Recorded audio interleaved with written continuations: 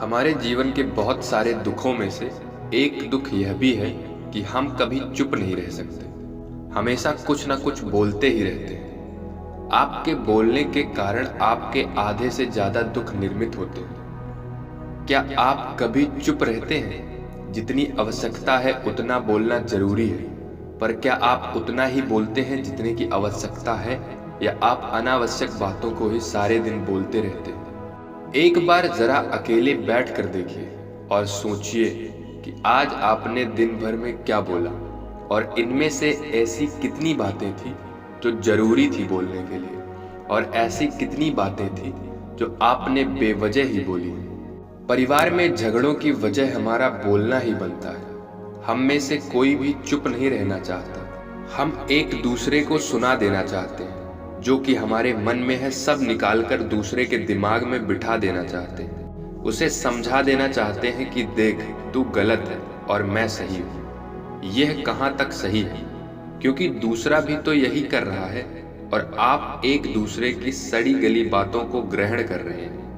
फिर समय के साथ हमेशा उन बातों को खोजते रहेंगे और एक दूसरे को सुनाते रहेंगे। यह सुनने और सुनाने का माहौल जिंदगी भर चलता रहता है, पर इस प्रकार हम खो देते हैं अपना समय, अपना जीवन, अपनी सोच और समझ, और वह कीमती पल जो जिए जा सकते हैं, जिनको अनुभव किया जा सकता है, जिनमें आनंद प्राप्त किया जा सकता है। और हम पाते क्या हैं? कुछ नहीं, सब व्यर्थ और सब नष्ट हो जाता है। हमने क्या खोया है, इसका एहसास कुछ ही लोगों को होता है। बाकी सब जैसे उन्हें अपने आने का पता नहीं, वैसे उन्हें अपने जाने का पता भी नहीं चलता। एक गुरु का एक शिष्य बहुत ही वाचाल था। वह बहुत बोलता था। दिन भर इधर उधर की बातें एक दूसरे से लगातार बोलता रहता था। वह भिक्षा मांगने जाता और अलग अलग घरों से अलग अलग कहानियां लेकर आता और दूसरे शिष्यों को सुनाता। एक शिष्य की दूसरे शिष्य से बुराई करता और अपने आप को अधिक और अपने आप को बहुत महान बनाने की कोशिश करता रहता। खुद की ही बड़ाई अपने मुख से करता और कहता, मैं एक बड़े घर का लड़का हूँ, चाहता तो आराम से जिंदगी जी सकता था, पर मैं यहाँ सत्य की खोज में आया हूँ। मेरा बलिदान महान है। एक दिन गुरु ने अपने शिष्यों से कहा, आप सबको 1 माह के लिए कोई एक संकल्प लेना है। इससे आपकी संकल्प शक्ति प्रगाढ़ होगी और आप में शक्ति का संचार होगा। तो आप अपनी शक्ति के अनुसार कोई भी संकल्प ले सकते हैं, और आप सब में जिस किसी का संकल्प टूटता रहे वो अपनी दैनिक दिनचर्या में वापस लौट आए। सभी शिक्षकों ने अपने हिसाब से छोटे बड़े संकल्प लिए और गुरु को उनके संकल्प से अवगत करा दिया, पर वह वाचाल शिष्य अपने आप को बहुत बड़ा दिखाना चाहता था। तो वह सीधे गुरु के पास पहुंचा और गुरु से कहा, मैं कोई छोटा मोटा संकल्प नहीं लेना चाहता, कोई अपनी तरह का एक बड़ा संकल्प लेना चाहता हूँ। कृपया आप ही बताएं मुझे क्या संकल्प लेना चाहिए। गुरु मुस्कुराए और गुरु ने कहा, क्या मैं जो तुम्हें संकल्प दूंगा तुम उसे पूरा कर सकोगे? तुम्हारे लिए संभव होगा? मैं जो तुम्हें संकल्प दूंगा तुम उसे पूरा नहीं कर सकोगे, तुम्हारे लिए संभव नहीं होगा। इसीलिए खुद ही कोई संकल्प ढूंढ लो। किसी ने कहा, नहीं गुरुदेव, आप जो कहेंगे मैं वही संकल्प लूंगा। आप बताएं तो सही, मैं पूरा करूंगा। तो गुरु ने कहा, ठीक है, तुम 1 माह तक चुप रहोगे, कुछ नहीं बोलोगे, एक शब्द भी नहीं। शिष्य ने कहा, गुरुदेव, यह कैसा संकल्प है? यह तो बड़ा ही आसान है। 1 माह तक चुप ही तो रहना है। कोई बड़ा संकल्प दीजिए जैसे बाकी ने लिया है। गुरु ने कहा, पहले तुम यह संकल्प पूरा तो करके दिखाओ। शिष्य ने गुरु की बात मान ली। उसी समय चुप हो गया और मुड़कर वापस कुटी की ओर चला गया। उसे चुप रहना बहुत आसान लग रहा था। एक दिन उसने जैसे तैसे करके काट लिया। अगले दिन उसके मन में बोलने का बोझ बढ़ता चला गया। तीसरे दिन उसे भारी लगने लगा। चौथे दिन उसे अजीब लगने लगा, क्योंकि सब लोग आपस में बात कर रहे थे और वह चुप था। वह भी अपने मन की बातों को दूसरों के सामने रखना चाहता था। वह उनकी बोलती बंद कर देना चाहता था। लेकिन कुछ नहीं कर पा रहा था, इसीलिए सिर्फ अपनी आंखों और चेहरों को बनाता रहता। कुछ दिन और बीता और वह शिष्य बीमार हो गया। उसे खाने पीने का मन भी नहीं करता, वह सिर्फ बोलना चाहता था। वह गुरु के पास गया, उनके पास बैठकर गुरु को बताया कि गुरुदेव, मैं बोलना चाहता हूँ, बिना बोले मुझे सांस नहीं आ रही, मुझसे जिया नहीं जा रहा है, मैं क्या करूँ? संकल्प तोड़ दूँ? गुरु ने मुस्कुराते हुए कहा, संकल्प टूटने के लिए ही होते हैं, पर जो संकल्प को बचा लेता है वह अपनी भीतर शक्ति को जगा पाता है, और जो अपनी आंतरिक शक्ति को जगा लेता है वह जागृति और समझ की राह पर आगे बढ़ पाता है। संकल्प का लेना भी तुम्हारे हाथ में है और इसे तोड़ देना भी तुम्हारे हाथ में है। तुम्हारे कई गुरु भाइयों ने अपना संकल्प तोड़ दिया है और वह अपनी दिनचर्या में वापस लौट आए हैं। तुमसे अगर नहीं हो पा रहा है तो तुम भी अपनी वापस दैनिक दिनचर्या में लौट सकते हो। लेकिन याद रहे, अगर तुम अपने जीवन में एक इस छोटे से संकल्प को नहीं संभाल सकते तो तुम अपनी पूरी जिंदगी, अपने जीवन को कैसे संभालोगे? निर्णय तुम्हारे हाथों में है। शिष्य के दिल पर चोट लग गई और वह वापस बिना कुछ कहे ही लौट गया और उसने अपने आप को अपने कुटी में बंद कर लिया। वह अपने जरूरी काम करने के लिए ही बाहर आता और वापस कुटी में चला जाता। 15 दिन बीत गए, लगभग सभी शिष्यों के संकल्प टूट गए थे, पर वह उस वाचाल शिष्य का संकल्प अभी भी जारी था। संकल्प लेने के बाद से उसके मुख से एक भी शब्द नहीं निकला। सब हैरान थे, इतना बोलने वाला व्यक्ति चुप कैसे हो गया। 15 दिन बाद वापस अपने गुरु के पास गया और लिखकर बताया, हे गुरुदेव, मैं बाहर से तो चुप हूँ, लेकिन मेरे भीतर बहुत सारी आवाज है। मैं भीतर ही भीतर बोलता रहता हूँ। क्या मेरा संकल्प अभी भी जारी है? गुरु ने कहा, हाँ, संकल्प जारी है, लेकिन तुम्हारे कानों में बातें पड़ती रहेंगी और तुम्हारा मन अवश्य ही बोलेगा, क्योंकि उसे आदत है बोलने की। भले ही तुम मुख से ना बोलो, भीतर से बोलते ही रहोगे।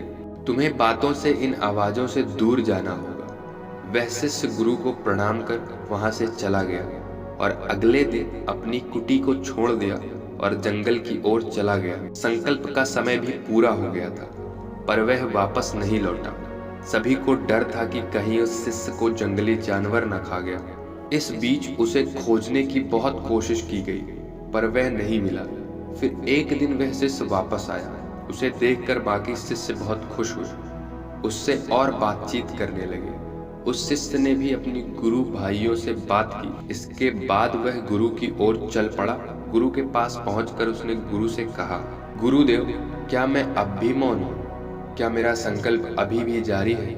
गुरु ने शिष्य की ओर देखा और कहा, तुम अभी भी चुप हो, मौन हो, और तुम्हारे मुख से एक शब्द निकल नहीं रहा और तुम्हारा संकल्प अभी भी जारी है। शिष्य ने कहा, गुरुदेव, जब मैं यहाँ से गया तब मैं मुख से तो चुप था, पर मेरे मन के भीतर बहुत सारी आवाजें थी, वह बंद नहीं हो रही थी। तो मैं जंगल की ओर चला गया। वहाँ आवाज और तेज हो गई।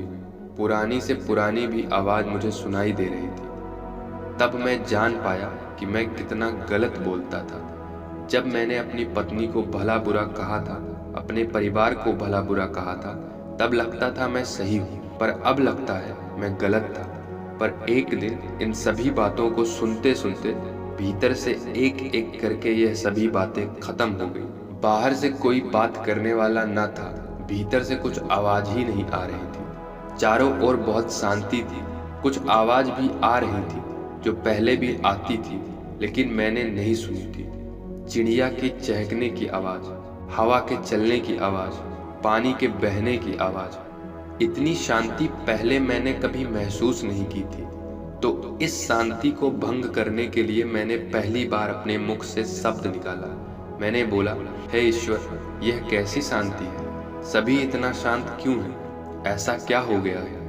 मैं चिल्लाया। मेरे चिल्लाने पर भी हुआ, शांति भंग नहीं हुई। हे गुरुदेव, मैंने अपने गुरु भाइयों से बात की, आपसे बात की। मैं बोल रहा हूँ, मैं दुनिया में चल रहा हूँ, सब सुन रहा हूँ, पर भीतर मैं अकेला एकांत में हूँ। भीड़ में होता हूँ तो भी अकेला एकांत में होता हूँ। होता हूँ। जब मैं खुद में ही शोर करना चाहता हूँ तब भी मैं एकांत में ही होता हूँ। सब दिखाई पड़ने लगा है, सब सुनाई पड़ने लगा है। गुरु ने कहा, जब तक हम बाहर की ओर बोलते रहेंगे भीतर अशांति रहेगी। जिस दिन हम भीतर की ओर झुक जाएंगे तब बाहर हमारे मुख से कुछ भी निकले हम शांत ही रहेंगे। दुनिया में जितनी भी बुराइयां हैं वह सभी हमारे बोलने के कारण ही उत्पन्न होती हैं, क्योंकि हम चुप रहना नहीं जानते।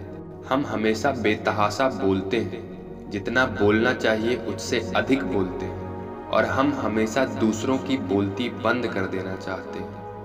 बस यही हमारी जिंदगी का मकसद बनकर रह जाता है। हमारी सारी ऊर्जा हमारे बोलने में नष्ट हो जाती है। ऐसी पति पत्नी की जिंदगी में हमेशा दुख भर जाते हैं, जो सिर्फ हमेशा एक दूसरे को सुनाने में लगे रहते हैं, कभी एक दूसरे को सुनना नहीं चाहते, और चुप होना तो उन्होंने जाना ही नहीं। दुनिया की सारी लड़ाइयों का कारण हमारा बोलना ही है। इसीलिए हमें उतना ही बोलना चाहिए जितने की आवश्यकता हो। व्यर्थ का बोलना ऊर्जा का नष्ट होना है, और यह बोलना ही हमें कभी अपने भीतर की ओर लौटने नहीं देता, क्योंकि यह हमेशा हमें बाहर की ओर रखता है। बाहर क्या है? संसार के अलावा। भीतर के संसार की ओर लौटना है तो मुंह को चुप ही रखना चाहिए। इसीलिए जितने भी बुद्धत्व हुए हैं सब एकांत की ओर गए हैं, ताकि उन्हें ज्यादा बोलना न पड़े, ज्यादा सुनना न पड़े। वह एकांत में रहे और शांत रहे, भीतर की यात्रा कर सके। लेकिन अगर आप चाहें तो इस संसार में रहकर भी एकांत में रह सकते हैं, शांत रह सकते हैं। इसके लिए आपको अपनी ऊर्जा बचानी होगी, जिसे अब तक आप व्यर्थ के शब्दों में नष्ट करते आए हैं। मोरल ऑफ द स्टोरी: व्यर्थ का बोलना ऊर्जा का नष्ट होना है, और यह बोलना ही हमें कभी अपने भीतर की ओर लौटने नहीं देता, क्योंकि यह हमेशा हमें बाहर की ओर रखता है। बाहर क्या है? संसार के अलावा। भीतर के संसार की ओर लौटना है तो मुंह को चुप ही रखना चाहिए। तो दोस्तों, कैसी लगी आपको यह कहानी? कमेंट सेक्शन में ज़रूर बताना, और अच्छी लगी तो इस चैनल को सब्सक्राइब करना मत भूलना। तो मिलते हैं अगली कहानी में, तब तक के लिए अपना ख्याल रखें।